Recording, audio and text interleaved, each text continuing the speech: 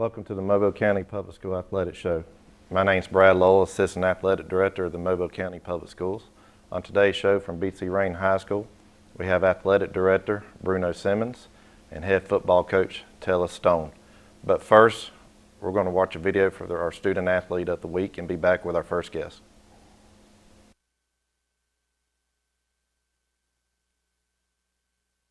I believe that the quality of education that I received at the Mobile County Public School system, I would give it an A+, an excellent education. And I feel that they prepared me for my future career. I feel that I received not only the fund of knowledge that I need, but the social skills, communication skills that's needed to compete with any other student, not just in Mobile County particularly, but nationwide. Nationwide, an average of 24 children die each year. And another 17,000 are injured in bus-related accidents. Many of these can be prevented. The safety of our children comes first. For the safety of our future, obey all traffic laws related to school bus safety. Hi, I'm Pat Mitchell, Director of Transportation for the Mobile County Public School System. We're asking you to obey all bus safety laws. It could save a life. Remember, stop ahead when you see red. Our future depends on it.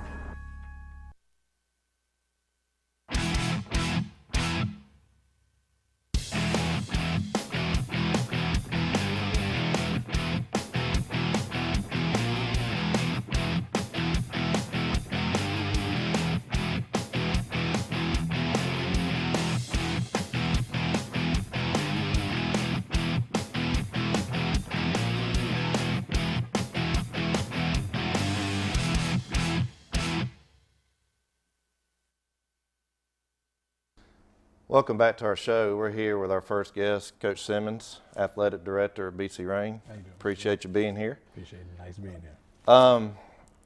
Well, we're finishing out the year, and it's coming to a close pretty quickly. Let's first talk a little bit about yourself as far as your past experience, where you've been leading up to this year at B.C. Rain. I used to play in a place called McIntosh, Alabama. I was at McIntosh High School. I was the athletic director, the assistant principal, and over one part of the year I was a principal at one time. So coming from a small town like McIntosh to a school like B.C. Rain, it was a big adjustment. For one thing, the population, it was different avenues. It was just, everything was just at a faster pace. Right. And from now I had a wonderful year so far. Well, good. Well, good. Well, being your first year in Mobile County Public Schools and being the athletic director at B.C. Rain, tell us a little bit about the year in general, how it's gone for you, some of the transition, maybe from a smaller school to a bigger school, and maybe the different duties that you've had to do throughout the year. It's about, once the game starts, everything's about the same way. But now getting preparation for the game, it's a lot of different stuff. We played at a different stadium. I'm used to being on campus with the stadium, so you go back and forth and check on the facility, but to travel to see the facility before the action, that was kind of different, but it was a cool adjustment. It was just overall, that was just during football season. During basketball season, it was about the same type of level, but when I was in Mobile County, it seemed like I had more participation as far as from my faculty. Right. And it was a lot better. Well, that's and good. it just transitioned from softball to baseball and track. Everything just, we had a great transition.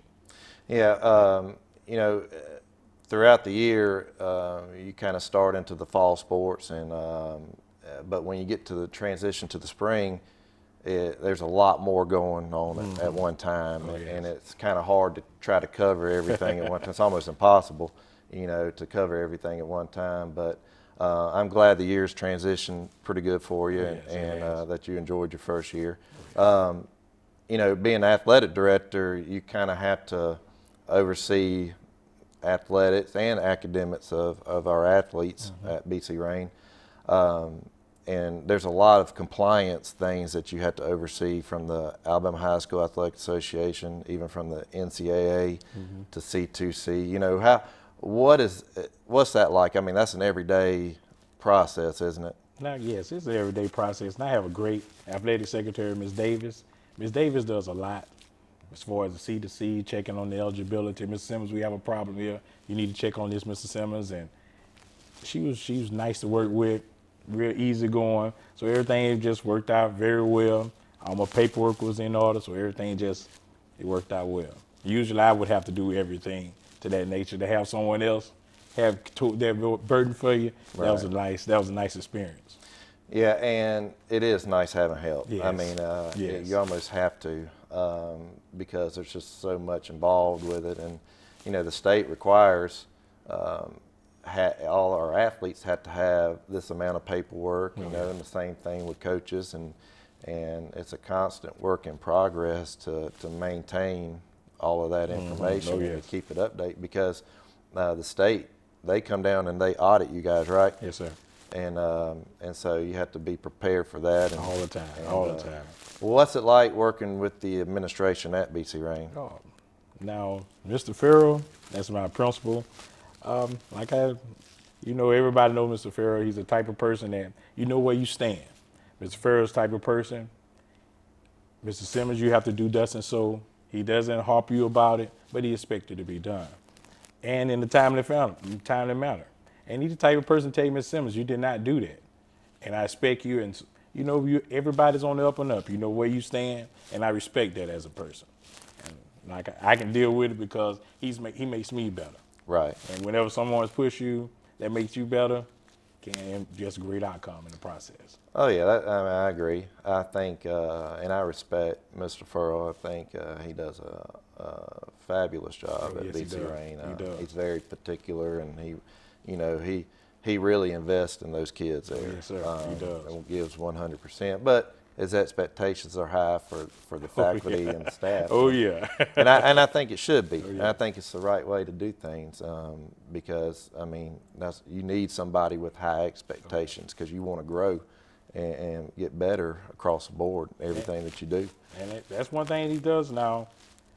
I've grown from this year compared to any other year. This experience has been life changing. Right. I can see how I'm getting a lot better in different areas of things. Just because Mr. Farrell said, Ms. Simmons, did you check on this, Ms. Simmons? Ms. Simmons, did you do this, Mr. Simmons? He doesn't go behind you and check it, but you just in the back of your mind, you got to know I have to have this in order because Mr. Farrell gonna find out if you did not do such and such. Right, and that's right. And it's important when you have a leader that expects you to take over a responsibility and do certain things, you want to make sure that you have everything for them. And especially someone like him who's going to support you 100%. 100%. As long as you're giving 100%. That's right. That's so, the truth. well, what do you think as far as being an athletic director, administration role previously, what do you think are some key qualities to being a successful athletic director? Now, my main quality is to be organized. Organization is the key because you have a lot of things that overlap. And once you put your stuff in perspective and in organization, after a while, you'll see it just something coincide with this, something coincide with this. Like we have this student monitor. If you have a student monitor kid, grades are below. You had already checked on this because you keep up with it daily. And it just keep on the stuff as you see, the more organized you get, the easier your job is, and you have to keep on top of things. Right, and that's really important. I mean, I used to like creating checklists. Oh, yeah. I had daily checklist, I had weekly checklist. I even had to the point where I had monthly and biannual checklists or even yearly checklists. You got to have it because there's so many things that you have to do. Well, Coach, we got to go to break. Okay. When we come back, we'll be with our next guest, Coach Stone. I believe that the quality of education that I received at the Mobile County Public School system, I would give it an A+, an excellent education. And I feel that they prepared me for my future career. I feel that I received not only the fund of knowledge that I need, but the social skills, communication skills that's needed to compete with any other student, not just in Mobile County particularly, but nationwide. Nationwide, an average of 24 children die each year. And another 17,000 are injured in bus-related accidents. Many of these can be prevented. The safety of our children comes first. For the safety of our future, obey all traffic laws related to school bus safety. Hi, I'm Pat Mitchell, Director of Transportation for the Mobile County Public School System. We're asking you to obey all bus safety laws. It could save a life. Remember, stop ahead when you see red. Our future depends on it.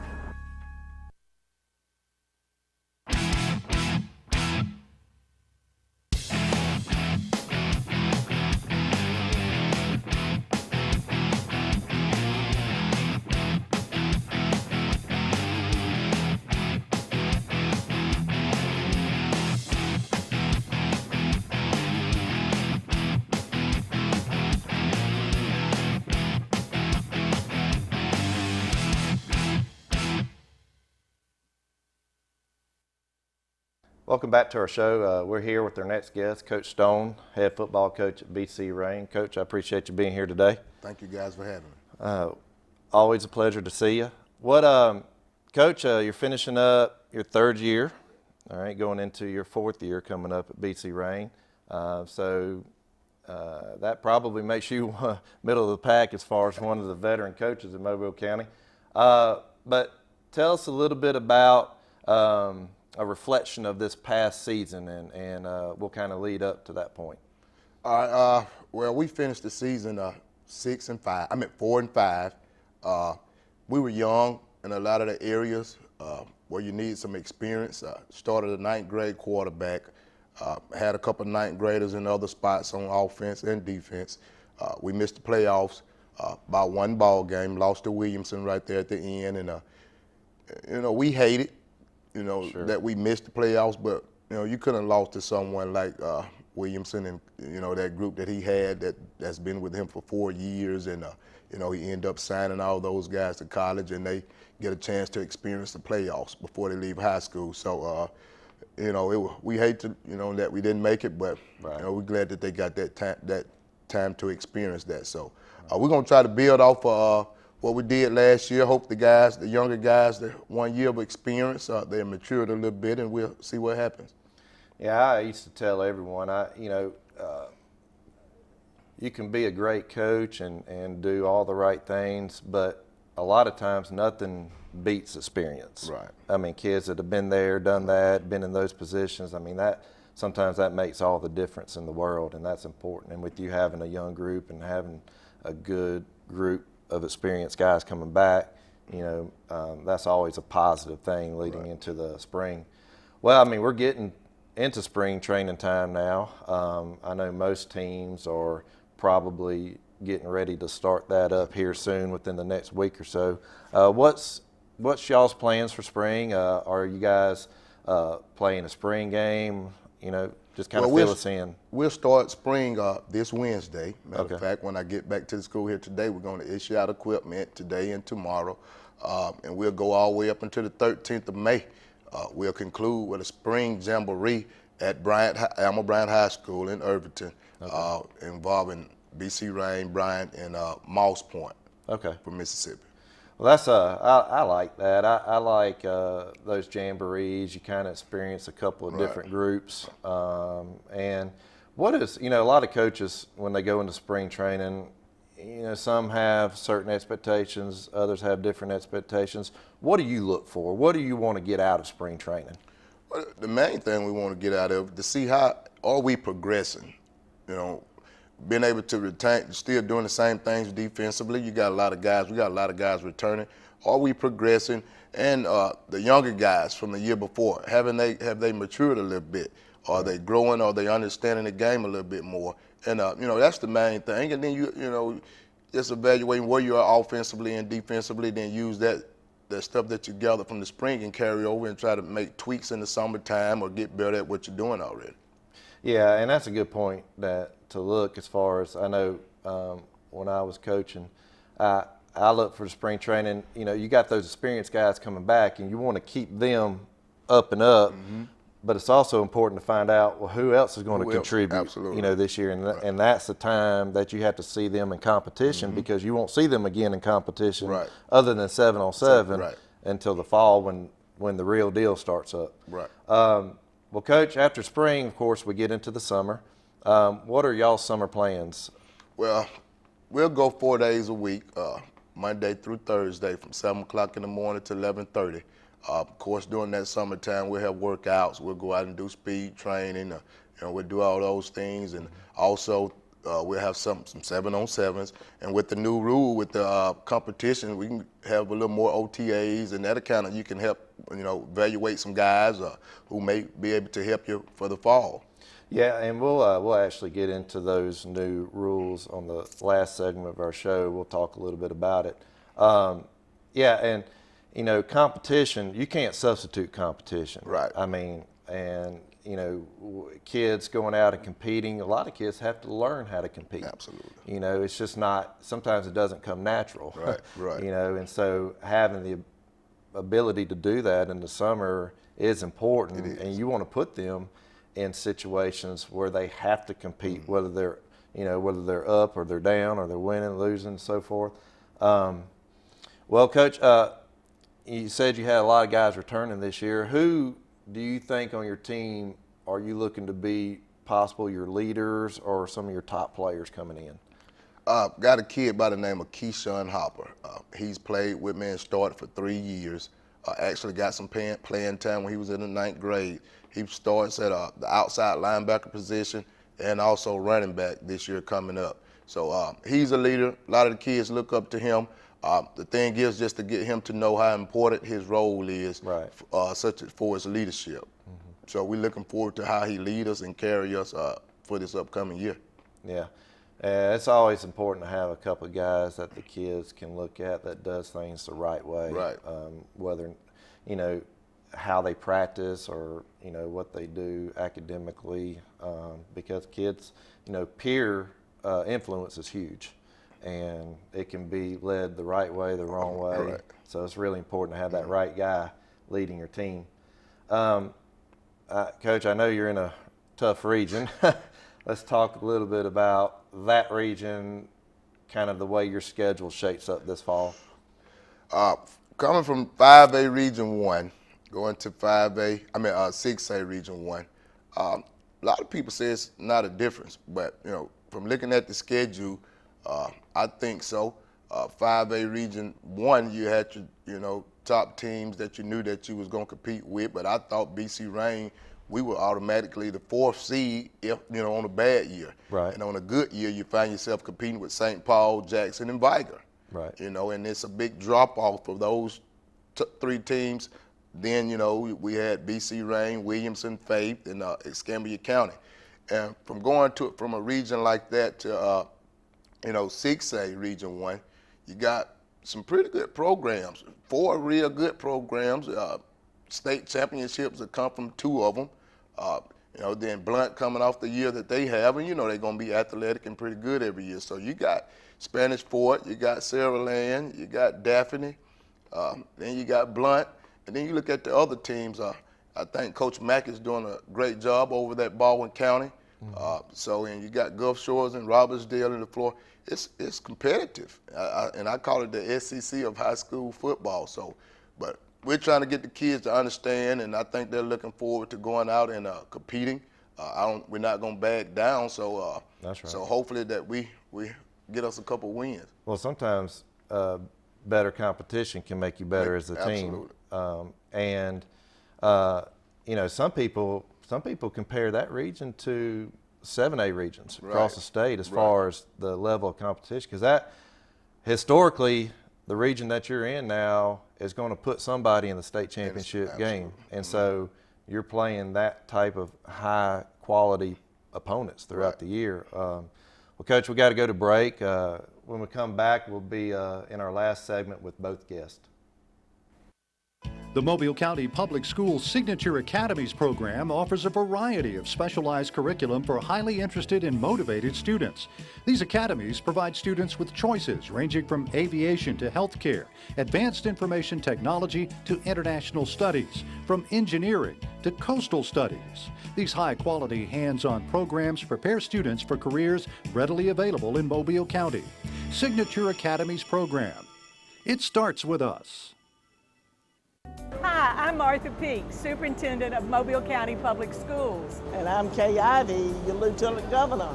We want to remind you to use caution while operating motor vehicles in school zones. And remember to observe all traffic laws relating to school bus safety and stop ahead when you see red. Protecting and keeping our children safe, it starts with us. Hi, I'm Pat Mitchell, Transportation Director for the Mobile County Public School System.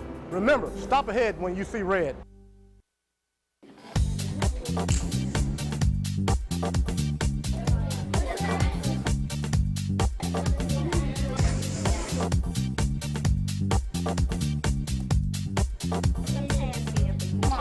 Smartboard, that's right.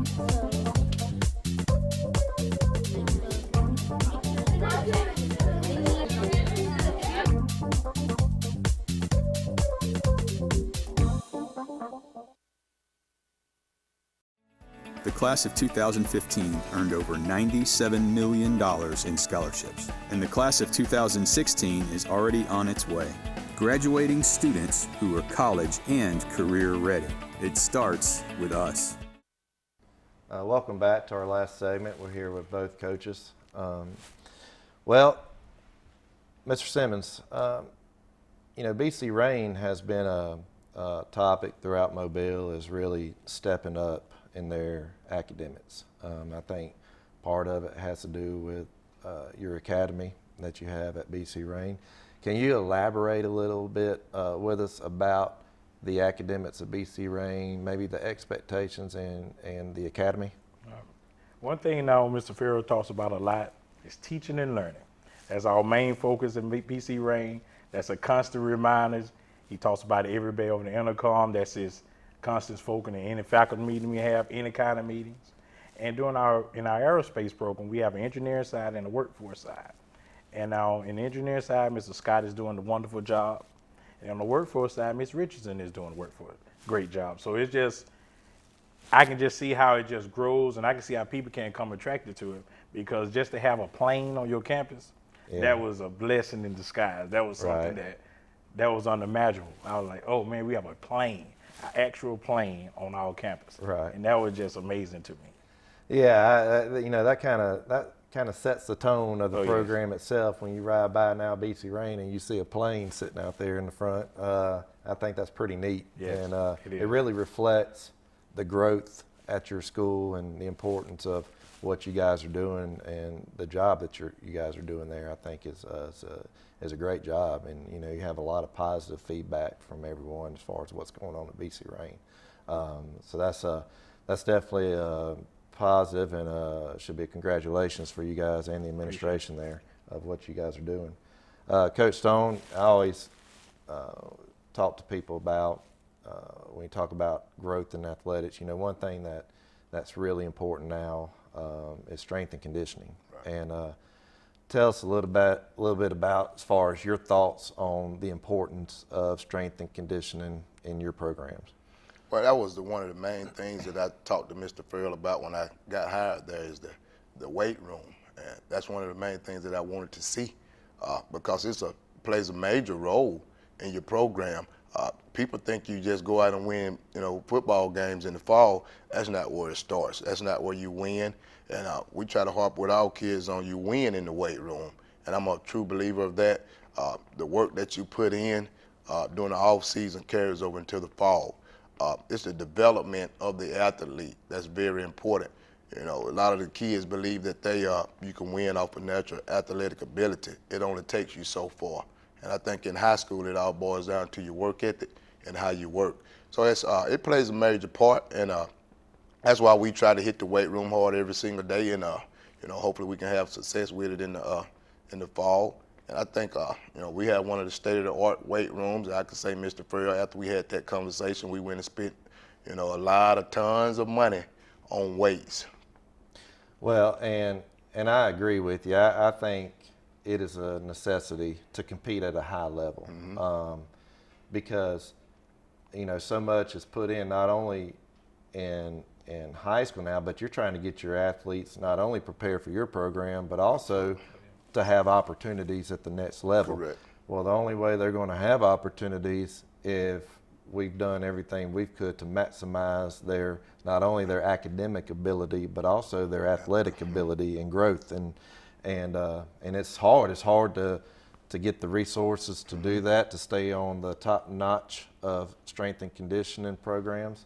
But I was a firm believer too that I wanted my weight room to be harder than it was on Friday night. Right. It's a grind in there, daily grind.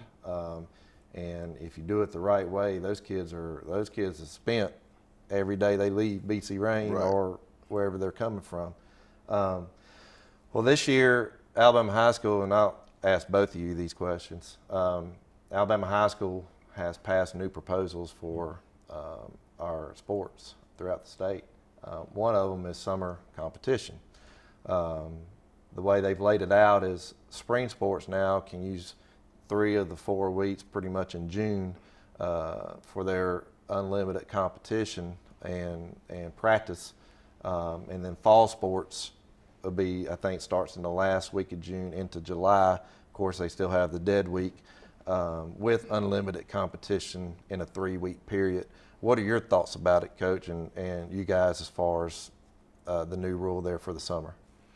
Well, I don't think you can never compete enough or too much. Anytime that you can take your guys out to compete against other people to see where you stand, and also it's good for the kids. You go the whole summer, you go the whole off season, you working out with your teammates and working on getting better at what you do. You want to see where you're at. So I think it's great. It helped us with the evaluation period. Well, it was just set for 4 days, and everybody tried to pile in 20 games each day, in those 4 days.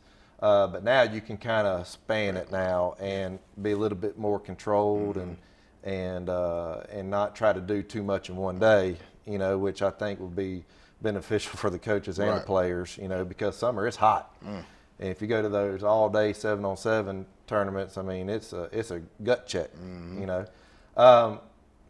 Coach, we almost have to close here, but I want to talk to you about the other major proposal real quick, the one when school starts. Now we can start working with our athletes throughout the year, even after the season, but it's limited to less than 50% of what can play at one time. For example, football, it had to be 5 or less kids. What do you think about being able to work with your kids throughout this? Is that something you're going to take advantage of, or? Well, me and Mr. Simmons, we always sit down and talk about, what we can do and what we can't do and make sure we're in compliance with the rules.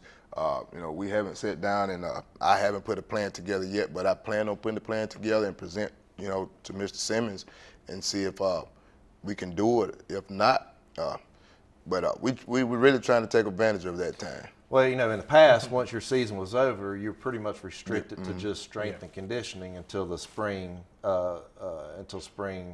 season came, as far as football spring training. But now you can take, 2 hours or less a week for each kid, 5 or less. It's going to take a lot of planning because some people have more coaches than others. Right. Some are very limited in what they can do. So. It ought to be interesting to see how everybody, these rules come into play and how everybody progresses through the year. Well, we have to close out now, Coach. Well, I appreciate you guys coming today and being here. That concludes our show today. Thank you for watching.